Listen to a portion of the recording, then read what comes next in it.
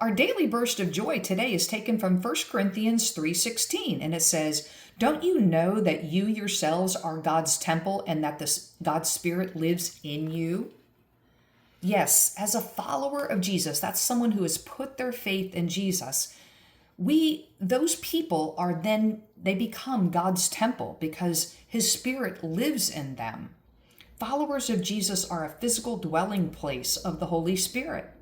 This verse emphasizes the sacredness and importance of God's presence within a person. Followers should treat their bodies and lives with reverence and respect, knowing that God's presence is within them. You know, in the Old Testament, God's temple was a physical structure.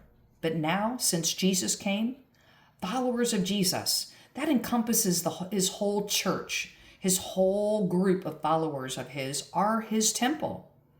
And we are called to live in a way that honors God.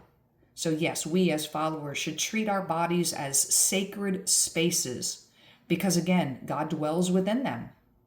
Let's stop and think about that deeply. How are you treating your body? Are you committed to holiness? You know, this is super challenging since we have so many things against us that can corrupt our bodies, and that includes our minds. When we seek to be Christ-focused instead of self-focused, we will be more prone to treat our bodies and lives as God's sacred temple. So I thought of several things that we can consider that might corrupt us. What about food? Are you eating a healthy diet? What about drinks? Even too much caffeine or sugar, perhaps?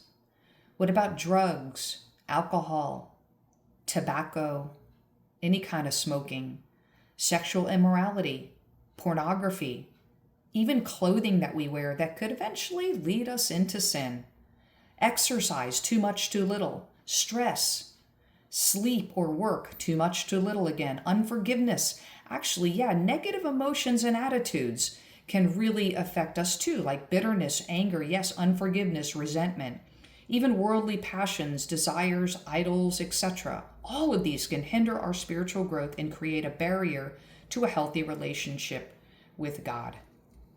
So, let us not live in fear about all this, about, oh, we can't do this, can't do that. But let's strive for a life that honors God because he lives in us.